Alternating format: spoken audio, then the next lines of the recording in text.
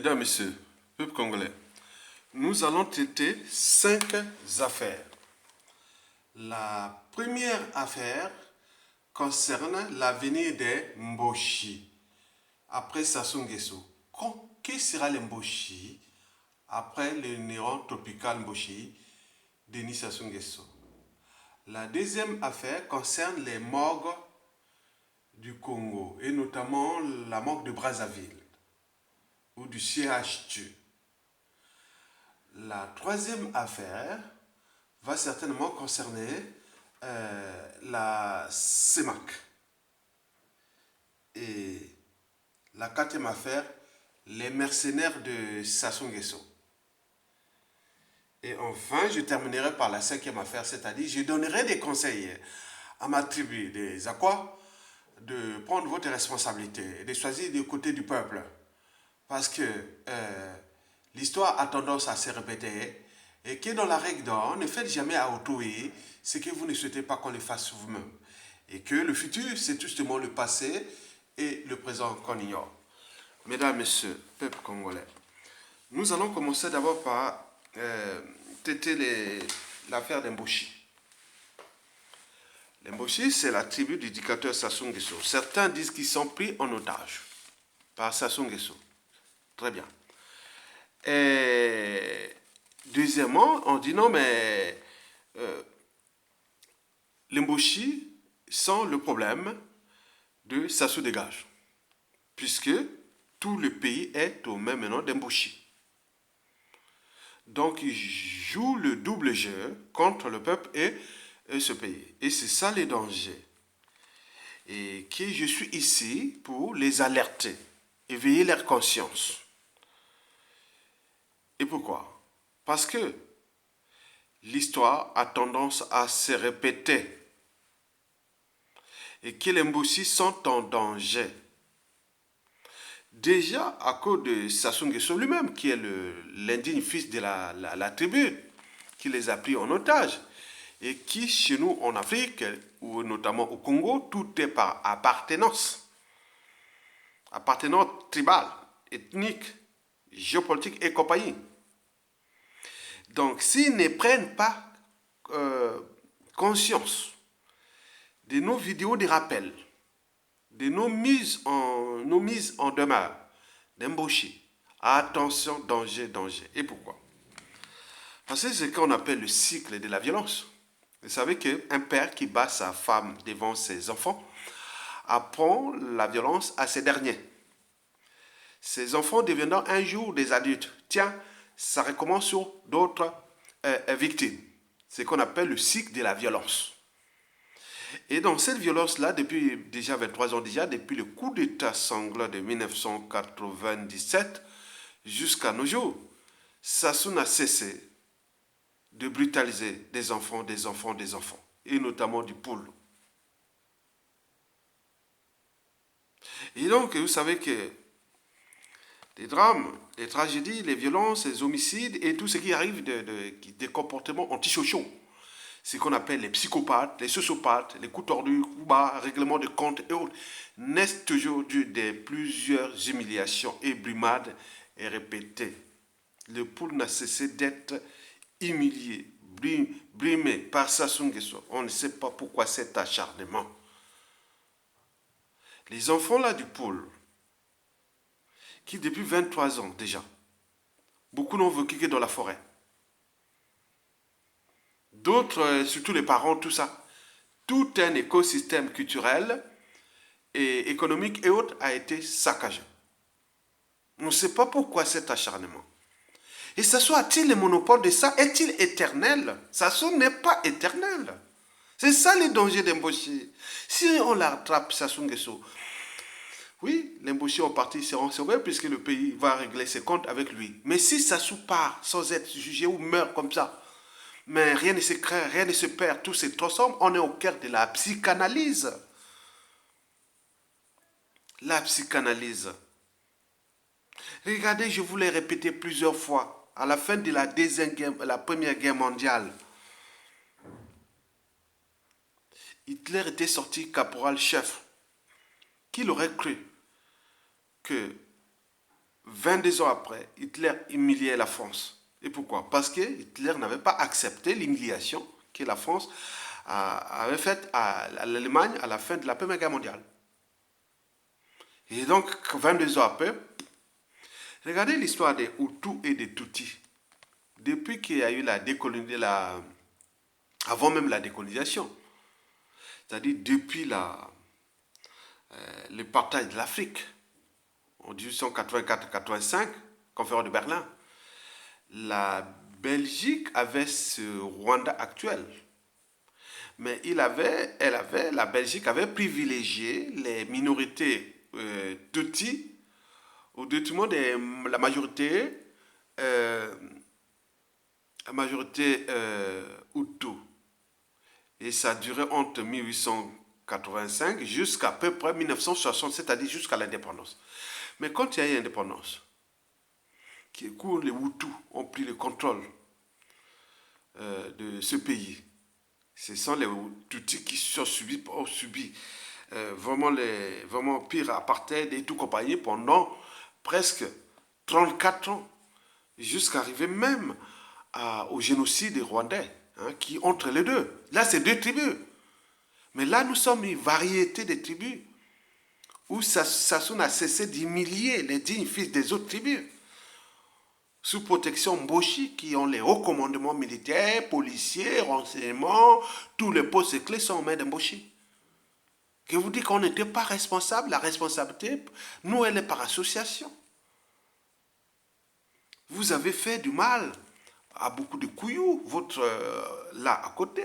Maintenant là, Mokoko Makwa, n'oublions pas les Teke, et tous ceux qui du Nord qui ont ramené Sassou Nguesso au pouvoir par les coups d'État sanglants, il les a soit éliminés ou emprisonnés, d'autres sont tirés comme des rats, et autres. Donc, il n'avait-il le monopole de ça? Et ça revient toujours par appartenance. Je reviens sur la situation du pôle. Regardez ce que Sassou a fait dans le pôle. Je vous le dis toujours que l'histoire a tendance à se répéter.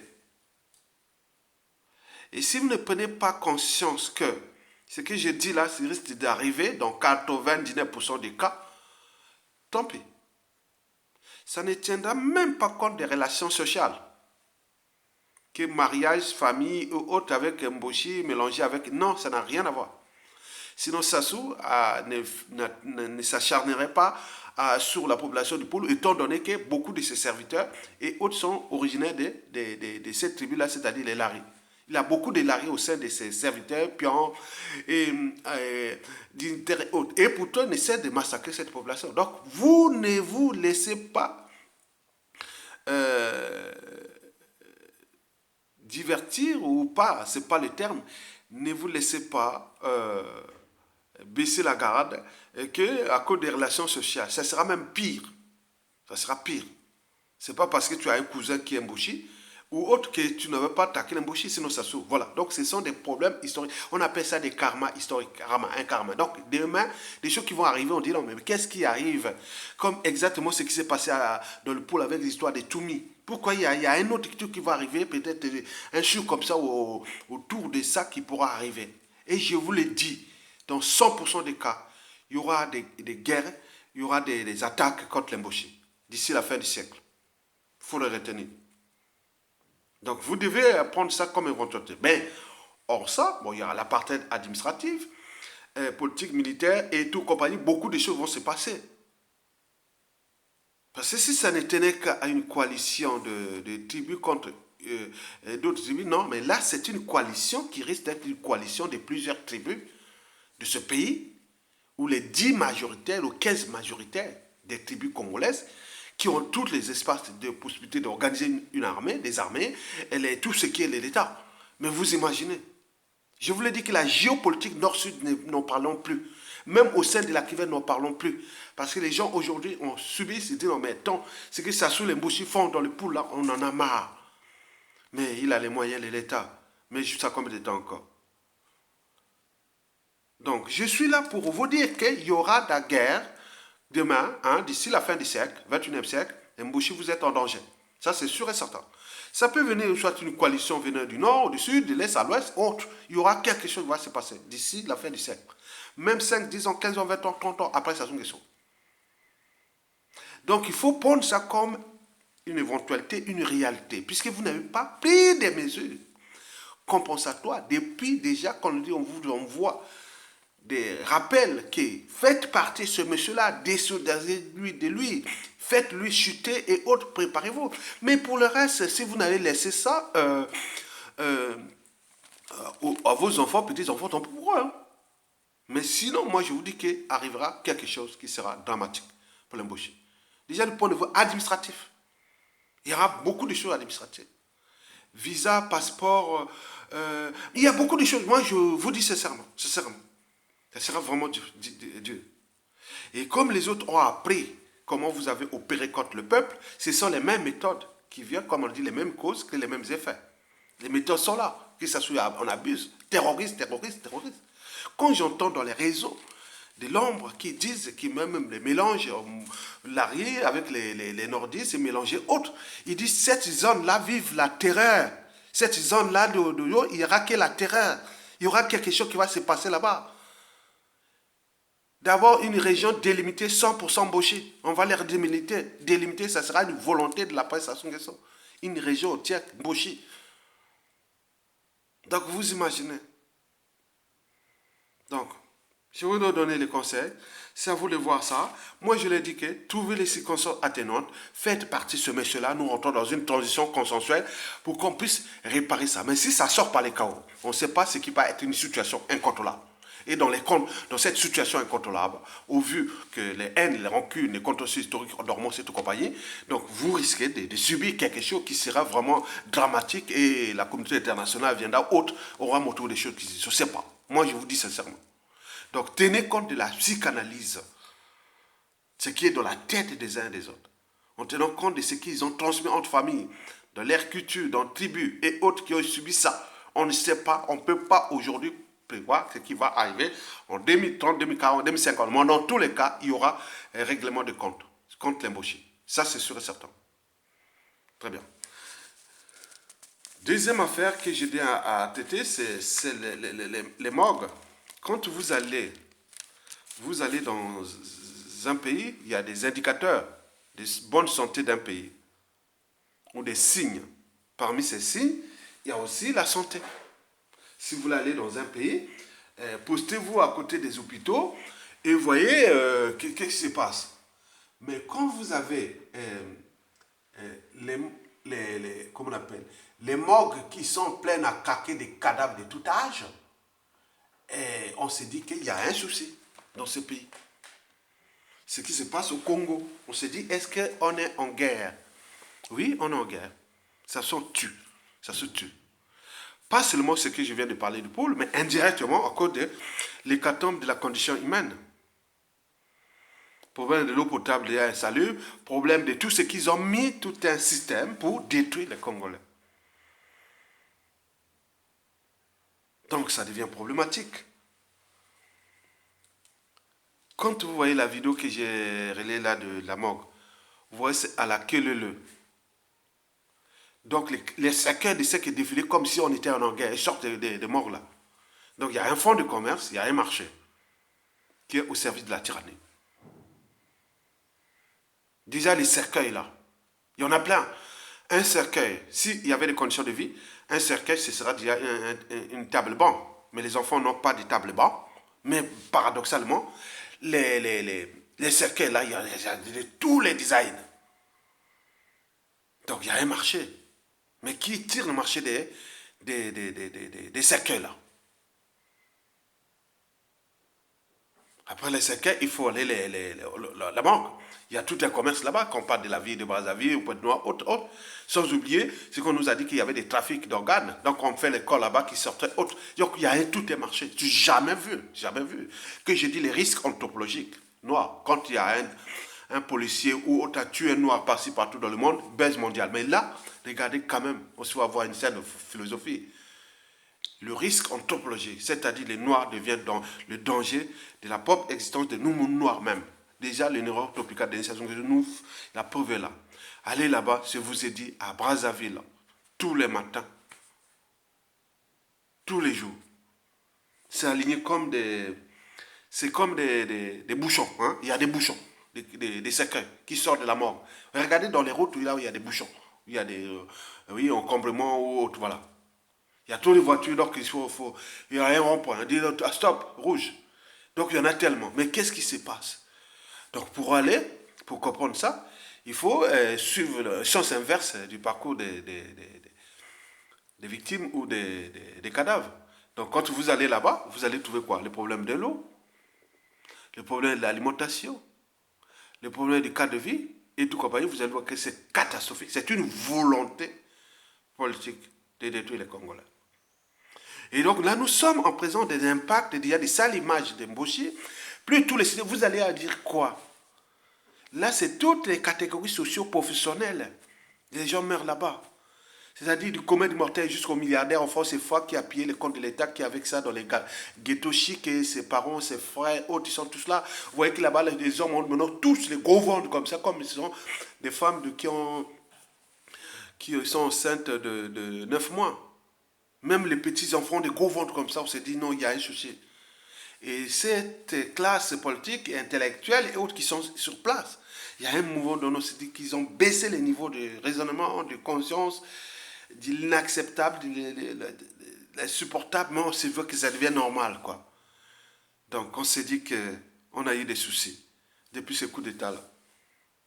Et aujourd'hui, on a les conséquences qui vont aller jusqu'à la fin du siècle, puisque le problème des Sassou et dont le problème que j'ai traité d'Mboshi va aller jusqu'à la fin du siècle. Dans 80 ans, on en parlera de ça, qu'il y aura repassé des drames. On ne sait pas.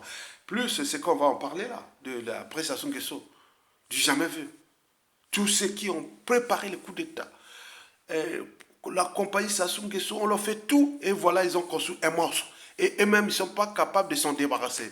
Maintenant, là, ils regardent, nous, les innocents, autres se battent en tant que citoyens. En plus, on vient nous menacer, on vient nous faire comme ça. Quel est ce peuple? L'enjeu aussi de respectabilité interraciale.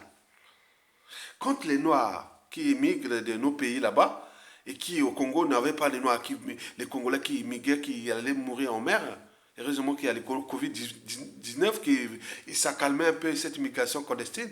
Allez dans les Maghreb là. Comment traitent les Noirs là-bas? Vous allez voir. Et quand vous venez voir ces gens-là, vous venez quoi? Parler nordiste, tribalisme et autres. Alors que dans le monde arabe, en Inde, en Asie, nous sommes des zéros pour rien. Un noir, c'est une merde.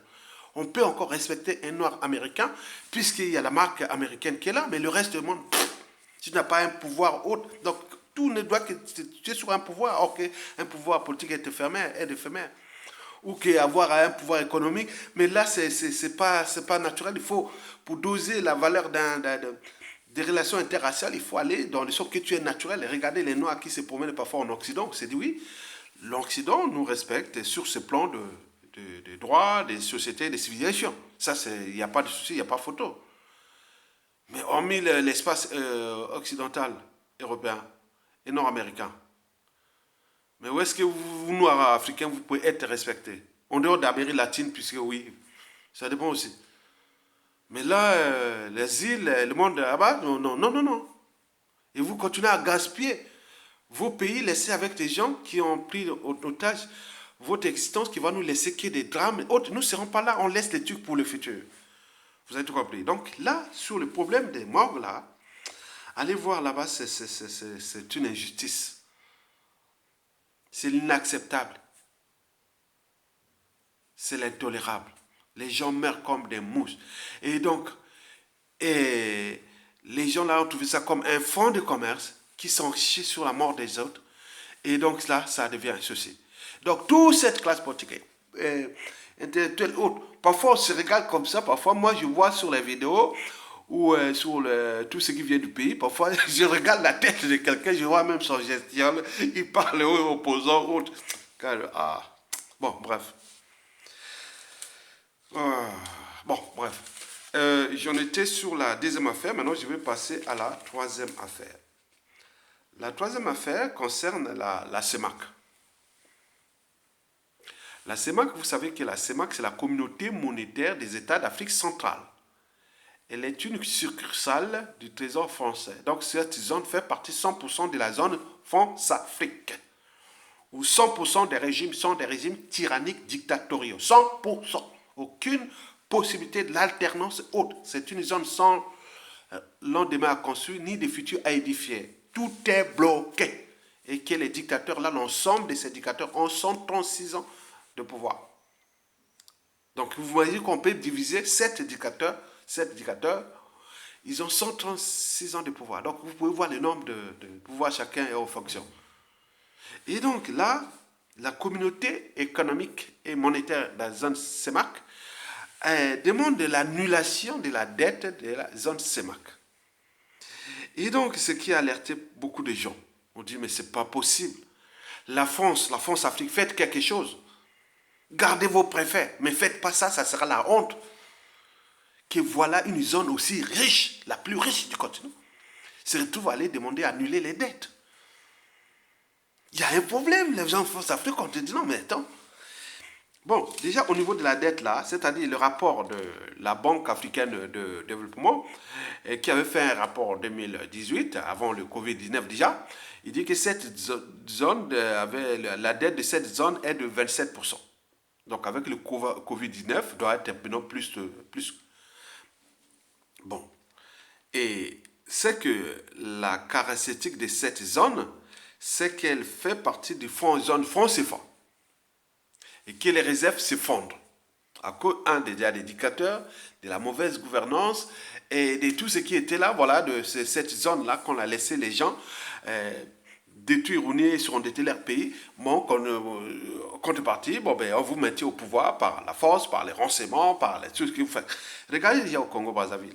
Congo-Brazzaville qui détient 2 tiers de cette dette-là de la zone CEMAC. 2 tiers. Un pays pétrole coule à flot, des richesses énormes, les populations dans la merde, mais dette 2 tiers. Là. Sassou Nguesso du Congo-Brazzaville qui est devenu quelque part le porte-parole de la France-Afrique en Afrique. Hein? Lui, c'est maintenant le porte-parole de la France-Afrique en Afrique. Et donc, du Congo-Brazzaville, on a cherché à annuler sa dette comme l'a cherché partout depuis tous les temps. Hein.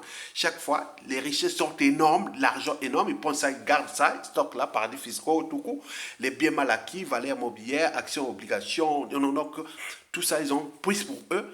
Et il allait prendre la dette des FMI, des créanciers, autres. Maintenant, là, il est arrivé qu'on leur annulait des dettes comme ça. Chaque fois, on l'annulait, on annulait. Mais là, il est arrivé depuis ces derniers temps, on ne veut plus l'annuler, la dette. Et donc, le système de PPTE, donc pays très endettés, alors qu'on est riche. Oui. Donc, c'était les jeux, on annule la dette, on refait. Donc, l'irresponsabilité totale. Et donc, Sassou Nguesso, c'est tout coincé. Parce que ce pays est en faillite et en cessation.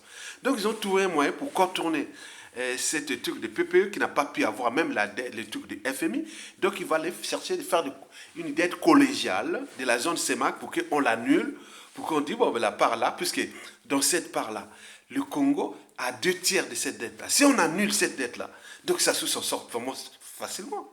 Il s'en sort complètement. Puisque tout sort une irresponsabilité. On dit oui, on annule la dette là. Bon, il peut aller emprunter, maintenant faire là, oui, et prendre tout cet argent pour acheter les armes, attaquer les populations et préparer son hold-up électoral de 2021 après avoir fait le coup d'État constitutionnel de 2015, qu'il est passé en force, il est en train de les consommer, bientôt à la fin, plus le hold-up électoral de 2016, qu'il a emprisonné un président élu. Et donc, vous voyez déjà, ça, c'est vraiment ça qu'on est là, au cœur des standards même de la France-Afrique. Et qui, après avoir fait Sassou Nguesso, par là, il n'a pas pu. Maintenant, il passe par la CEMAC. Est-ce que la Banque mondiale, les créanciers, vont-ils accepter ça que quelqu'un qui... on n'a jamais vu. On va voir ce qui va arriver. Ça va certainement être sauvé de sa faillite par la CEMAC entre le club d'éducateurs France-Afrique. Aide-toi, les 7 aidera. On est ensemble contre l'Afrique. C'est tout. Vous avez tout compris, mesdames et messieurs. Donc nous allons voir ça parce que le but pour eux, l'enjeu de ça, quoi, de l'annulation de la dette de la CEMAC, c'est déjà éviter la dévaluation du franc CFA qui risque d'avoir comme effet pangolin. Et donc les populations vont être encore plus dans la merde, puisque là, tout est déjà dans la merde là-bas, dans cette zone. Mais nous, là, si on ajoute la dévaluation, bon, ça sera les détonateurs. Et la France ne veut pas ça, donc il veut tourner avec eux pour faire ce sujet-là. Mais il faut aussi dire que la plupart du temps, c'est sauver les derniers dictateurs d'Afrique qui sont là. Hein, parce que nous avons 100% des régimes dictatoriaux. Quand on parle des dictateurs en Afrique, 2 tiers sont francophones. Et dans 2 tiers là, qui sont francophones dans toute l'Afrique, nous, on a zone CEMAC, on a 100%. Au Congo-Brazzaville, au Gabon, au Cameroun, au Guinée-Équatoriale, au Tchad, et voilà. 100% des régimes dictatoriaux. Et tout ça dépend de la France-Afrique. Donc on cherche à sauver tout. Donc passer par la BAD, la Banque africaine de développement, passer par plein de créanciers, est-ce qu'ils vont-ils réussir? Ça sera vraiment montrer aux yeux à quoi ça sert d'aller encore faire des études d'économie, de business, de finance et autres, où on ne respecte pas les fondamentaux des règles économiques, financières et autres. Après on vous annule les dettes et ça devient une cour de récré et de la malgouvernance. Et voilà ce qu'on va peut-être suivre. Mesdames et messieurs, Sassou Nguesso est aux abois, donc il cherche à passer par tous les moyens pour avoir l'argent et pour détruire ce pays. Et donc, comment va-t-il arriver? Donc, il cherche tous les moyens. Nous venons de démasquer cette problématique-là qu'il vient de mettre en place. Donc, c'est à suivre. Donc, tous les observateurs, faites-la et suivez cette situation. On va voir qu'ils vont réussir de donner l'argent à Sassou Nguesso pour qu'il puisse fracasser encore davantage ce pays. Mesdames et messieurs, maintenant, la quatrième affaire, oui, c'est ça, c'est les mercenaires. Les mercenaires, moi j'en parle des mercenaires parce que on vient de savoir que les mercenaires, c'était la quatrième affaire, c'est ça? Attends, quatrième affaire, mercenaires, oui, c'est ça. Les mercenaires, en fait, les mercenaires de Sassou là, qui nous tuent là, ils sont payés pas par Sassou, ils ne sont pas payés par Sassou. Ils sont payés par les multinationales qui exploitent nos matières premières. Donc, comment ça se passe? Les matières, ça soit donner des garanties d'exploitation des matières premières à ces multinationales. Et ils ont un per diem qui les met pour payer les mercenaires de Sassou qui tuent les populations dans le pôle, qui terrorisent toute la population, tout le monde partout, tous ceux qui sont en train de brutaliser, tuer, parce qu'on est rentré dans la République des salauds, ou du grand banditisme total. Donc, partout, on ne peut plus bouger. Donc, même dans la rue, on peut les taper comme ça, faire comme ça. Donc, ce sont des mercenaires parce que, voilà.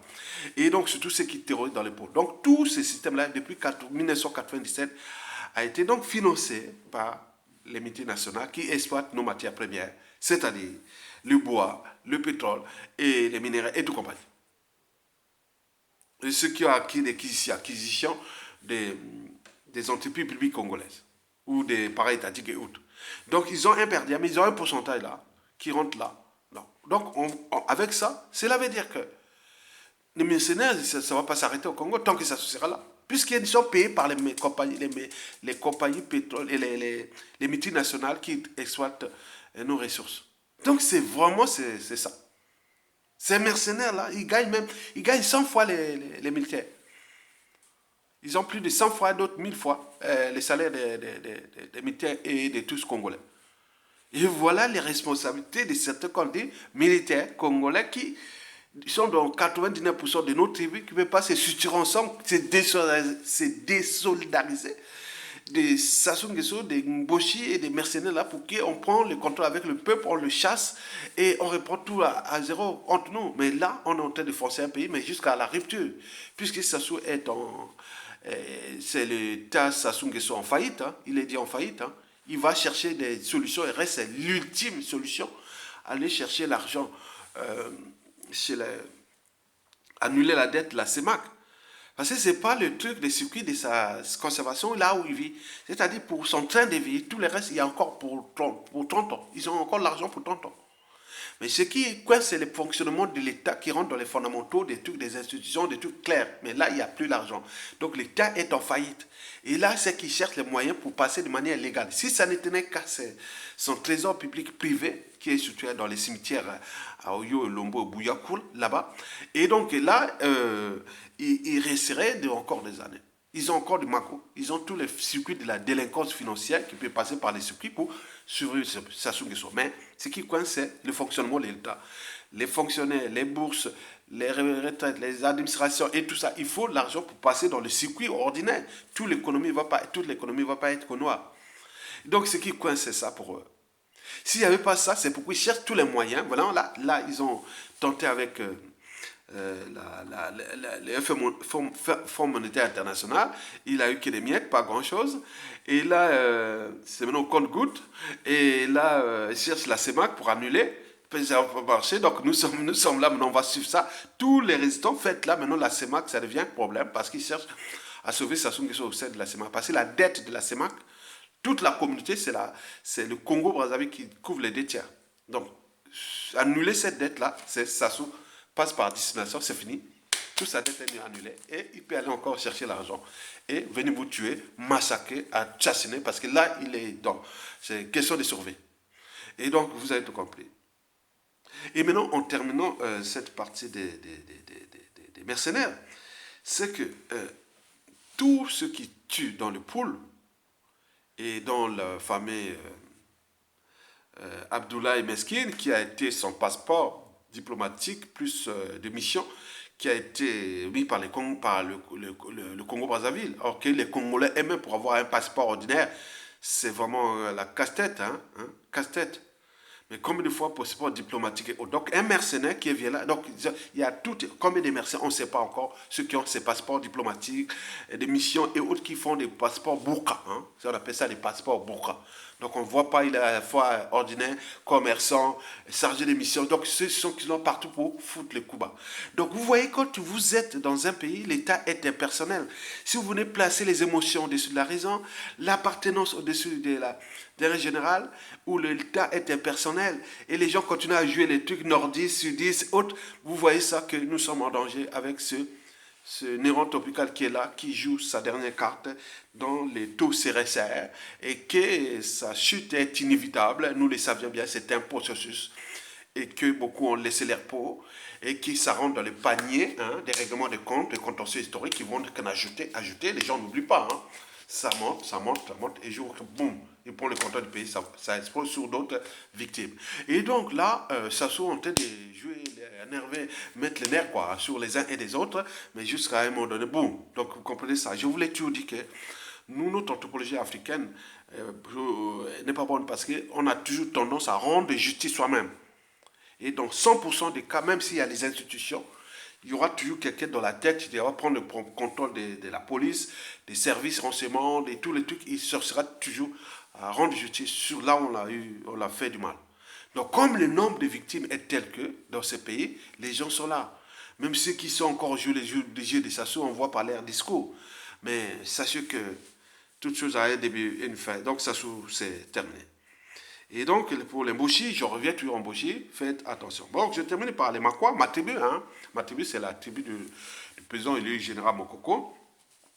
Et donc, je voulais seulement vous dire que nous allons gagner cette affaire-là de Sassou Dégage. Ça, c'est sûr et certain avec le peuple. Choisissez du côté du peuple. Si vous avez les édifices du pays, militaires autres qui, Sassou, par le fait de ce qu'il a fait, il impose aux gens, mettez qui nous a imposé ça. Vous avez posé ça, c'est qu'il faut voir que c'est tout à fait, parfois dans les cas de l'éducature, c'est comme ça. C'est comme dans l'éducature, on te pose d'aller faire commettre des qui alors que non, tu ne voulais pas. C'est comme beaucoup, les réseaux qui me disent que beaucoup de choses qui seront contre l'embauché seront utilisées par l'embauché eux-mêmes. Il n'y aura pas besoin, c'est-à-dire il y aura beaucoup de choses qui vont utiliser l'embauché contre l'embauché eux-mêmes, même jusqu'à la mort. Et donc, vous voyez déjà ces trucs-là, il faut comprendre que nous sommes dans un milieu en danger et que nous cherchons déjà... pour les Makwa, je dis, prenez votre responsabilité. Parce que historiquement, on disait, oui, les Mboshi, ce sont les Makwa, Kouyou et les Mboshi là. Alors que nous sommes les tribus là depuis, là, oui, Kouyou. Pourquoi on a créé cette région que nous sommes tous les Mboshi? Non. Donc demain, après la chute de Sassou, il y aura une région, dit vraiment que Mboshi. On le dit que c'est Mboshi. Nous, à Makwa, c'est l'Équateur, la région de l'Équateur. On est des Makwa. Les Kouyou, s'ils veulent faire ça aussi, les Yukuba, autres. Mais ça sera dit ça parce que là, il y a une dissimulation d'origine culturelle. Et donc là, sur ce plan, donc, il faut que nous mettions ensemble, nous, Makwa, choisir le peuple. Rester du côté du peuple, parce que ce qui va arriver dans 10, 20, 30 ans, 40 ans, 50 ans, on dira, ah oui, peut-être dans cette vie, on se souviendra de Mokoko ou de moi, ou autre, qui dit, ah tiens, les Makwa, oui, déjà, historiquement, nous avons formé tous ces gars du Nord là, qui beaucoup ont train de tuer les gens là. Ils étaient chez nous à Makwa. Même si ça soit venu, il a tout déclassé Makwa. Ça, c'est son problème. Bon, maintenant, moi, je vous dis sincèrement, ce que je dis là, le futur, c'est tout simplement le passé et le présent qu'on ignore. Donc, restez vraiment digne et libre, Makwa. Ne vous allez plus là. Tous ces indignes fils de Makwa là, qui sont allés servir Sassou, beaucoup sont hauts, beaucoup ont été éliminés, non? Beaucoup ont des poisons, d'autres on ne le sait pas. Tu ne vas pas servir un pays là. On ne venait pas servir un pays. On devait servir Sassou Nguesso et sous ordre de la France-Afrique. Donc nous devons aller dans la dynamique où vous êtes peuple, chacun de nous, peut-être beaucoup, ne vont pas vivre la libération, mais on laisse quelque chose pour la suite. Parce que demain, ce qui va arriver peut-être demain, qui peut arriver, on ne sait pas, un tordu, qui peut être même Kouyou, il peut être même de chez nous, Makwa, il peut être Larry, il peut être Kouni, Dondo, Kamba, Mbembe, il peut être Vili, il peut être Bakakuya, Bakukuya, il peut être Bangangulu, il peut être Mbeti, il peut être Bokiba, je ne sais pas, il peut être Bomitaba, il peut être Munchu, il peut être... oui, donc on peut citer toutes les tribus. Il peut être Sundi, il peut être Angala, il peut être... Donc il y a tout. Il peut être Bayaka, il peut être Pounou, Yombe, Tchangui, tout ça. Bon, alors on ne sait pas. On ne sait pas. On ne sait pas. Parce que ça va se passer d'abord sur la tête de l'individu. Plus ce qu'il y a eu comme histoire, qui arrivera une situation, que certains disent que le jour où ça se tombe, les Mboshi doivent rester humbles. À moins de provocation, c'est une attaque. Hein. Donc il sera là. C'est comme ça que tu sais que quelqu'un veut te faire du mal. Donc plus tu es calme, ça peut passer. Maintenant, si tu fais, boum, il t'attaque. C'est comme les entre animaux. Hein. L'animal, c'est la faute de l'attaque. Donc il y a des gens qui attendent demain, c'est ça. Donc les Mboshi là sont en danger. Et donc l'histoire de Rwanda, l'histoire de Hitler que je vous ai précité, l'histoire des guerres, de tout ce qui arrive historiquement, c'est tout le passé et le présent qu'on ignore. Donc nous sommes là pour dire aux uns aux autres, ne vous méfiez pas des apparences. Parce que nous ne savions pas les moyens militaires de demain.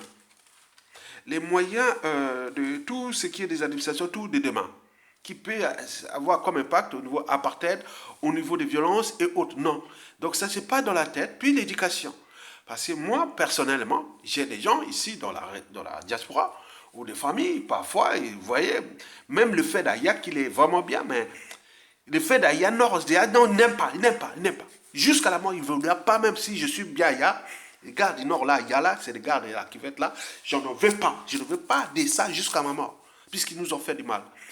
Et combien de fois, après, à différents échelles. Donc, vous voyez des mal qu'il a fait. Donc, la vidéo du docteur Dieudonné Ngoma, que j'ai relayé, est évocaté. Donc, nous devons aller individuellement et collectivement sur tout l'ensemble des tribus à alerter les uns et les autres pour des situations de demain. Parce que là, les guerres de demain sont déjà parmi nous.